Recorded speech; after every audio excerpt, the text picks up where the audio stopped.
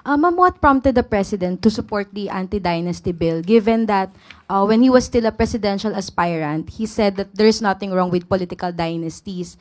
Ma'am, let me just read what he mentioned in January 2022. Why would you make political dynasty illegal?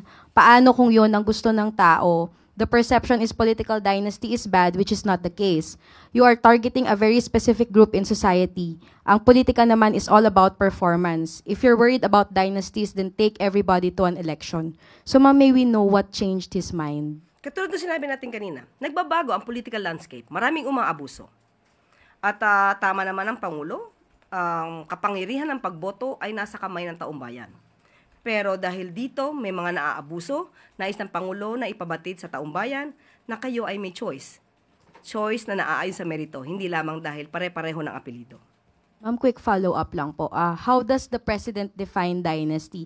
And what are the provisions does he intend to see in the measure? And confident ba ma'am yung Palace na this bill will be pushed in both chambers of Congress given na we know for a fact that some lawmakers actually hail from dynasties? Kaya nga ang bilin ng Pangulo, aralin tong mabuti para maging tama ang definition ng dynasty.